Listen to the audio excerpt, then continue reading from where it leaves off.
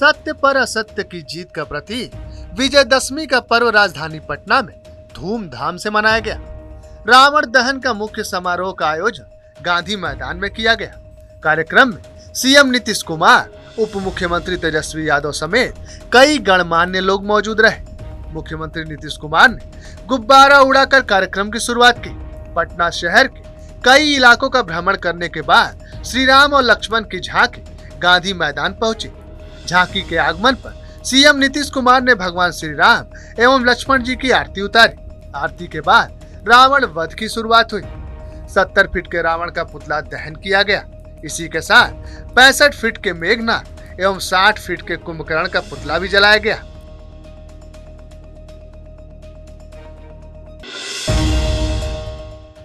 Patna high court के आदेश के बाद राज्य निर्वाचन आयोग ने बड़ा कदम उठाया है।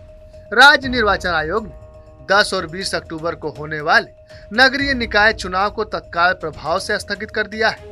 आयोग अगली तारीखों का ऐलान बाद में जारी करेगा। हाई कोर्ट के आदेश के बाद आयोग के अफसरों ने बैठक के बाद यह फैसला लिया। बिहार में निकाय चुनाव स्थगित होते ही बीजेपी के नेता रविशंकर प्रसाद ने नीतीश सरकार पर जमकर हमला बोला है। रविशंकर ने कहा कि माननीय पटना हाई कोर्ट ने बड़ा आदेश पारित किया है, जिससे यह साफ है कि नीतीश सरकार गैर कानूनी रूप से काम करती है। और इस आदेश से साफ है कि नीतीश कुमार की सरकार गैर कानूनी रूप से काम करती है। उनकी सोच में कभी पिछड़ों और विशेष रूप से अति पिछड़ों को आरक्षण का लाभ इन चुनाव में देने का नहीं था। वो सिर्फ वोट बैंक के लिए इसका इस्तेमाल करना चाहते हैं। इसलिए मैं आज आपके माध्यम से प्रदेश और देश को बताना चाहता हूं कि क्या किया नीतीश कुमार की सरकार ने, क्या दबाव दिया चुनाव आयोग पर और क्या टिप्पणी हाईकोर्ट ने की। आपको मैं बताऊं कि सुप्रीम कोर्ट के अभी तक 6 फैसले हैं। पहला एक फैसला 2010 का है, के कृष्णमूर्ति बनाम भारत सरकार। दूसरा 2022 का सुनील कुमार बनाम स्टेट ऑफ बिहार। 2021 का विकास कृष्ण राव बनाम स्टेट ऑफ महाराष्ट्र। 2022 में सुरेश महाजन बनाम स्टेट ऑफ एमपी। 2021 में Ramesh Kumar Wagh versus state of Maharashtra और 2021 में Manmohan Nagar versus state of Maharashtra. इन 6 जजमेंट्स में सुप्रीम कोर्ट ने बार बार कहा है कि ये जो पॉलिटिकल रिप्रेजेंटेशन है ये एजुकेशनल और सोशल रिप्रेजेंटेशन से अलग है। इसका विधि विधान अलग है। अतः किसको देना है, नहीं देना है, ओबीसी को कितना देना है और ईबीसी को कितना अधिक देना है, ये सब के लिए 3 टेस्ट जरूरी है। बिहार की राजनीति में अपनी जमीन तलाशने की कवायद में चुनावी रणनीतिकार प्रशांत किशोर यानी पीके जन सुराज पदयात्रा कर रहे हैं। पदयात्रा के दौरान पीके जिस तरह के बयान दे रहे हैं उससे राजनीतिक दलों में हलचल जरूर देखने को मिल रही है। जेडीयू ने पीके को भाजपा का एजेंट बता दिया। वो आंकड़ा वो देते रहे, वो आंकड़ों का खेल करते हैं। वो हम पहले भी कहे हैं कि उनका काम है व्यवसाय करना और वो अभी दूसरे एजेंडे पर है। वो भारतीय जनता पार्टी के एजेंडे पर घूम रहे हैं, भारतीय जनता पार्टी के बिहाफ में काम कर रहे हैं। वो नाम चाहे उसका जो दे दें। भाई आप एक बात बता दीजिए ना, इतनी पार्टियां हैं, हम लोग तो इतना दिन से पार्टी चला रहे हैं बिहार में, आज तक किसी अखबार में कवर पेज में फुल पेज का विज्ञापन दिए क्या? कहां से आ रहा है ये धन? कहां से आ रहा है? कहां है सीबीआई, कहां है ईडी? तो ये स्रोत जहां से है उसी के नियंत्रण में है सीबीआई, ईडी। और वो भी हमको जरा पता लगा लीजिए आप लोग, जो फुल पेज का, कवर पेज का जो विज्ञापन दिया गया है अखबारों को, उसका भुगतान नगद राशि में किया गया है। किसी ने हमको बताया, समाचार पत्रों वाले में से ही किसी ने बताया कि वो नगद भुगतान किया गया। कहां से नगद पैसा इतना आ रहा है? तो ये सीबीआई और ईडी खाली तेजस्वी यादव जी के लिए और लालू जी के लिए है और विपक्षी नेताओं के लिए है।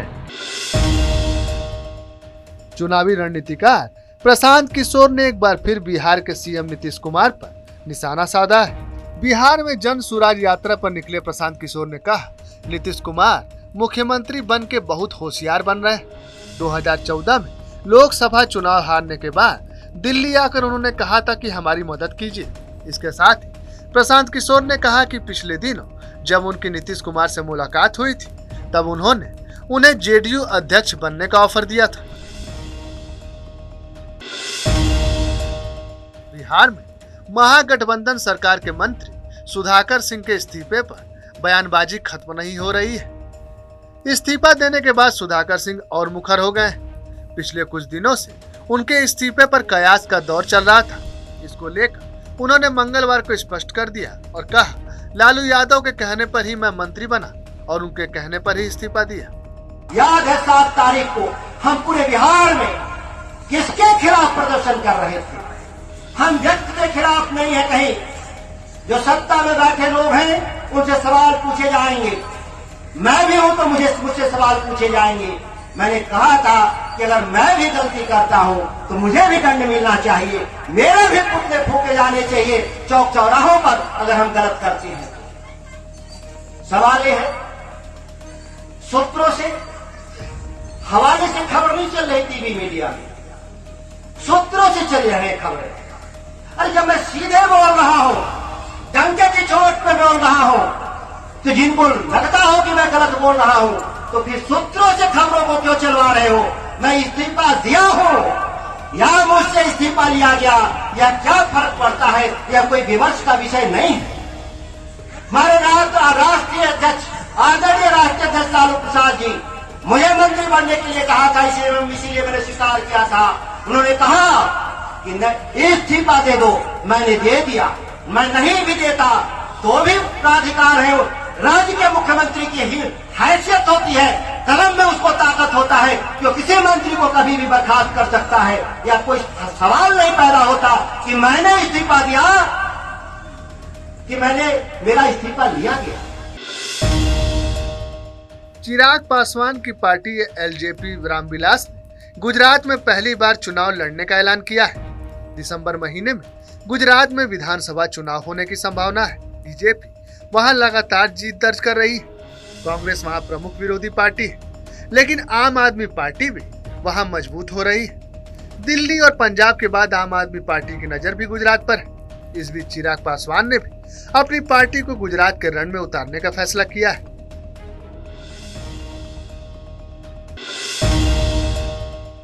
झारखंड के गुमला जिले में दुर्गा पूजा का उत्साह मातम में बदल गया।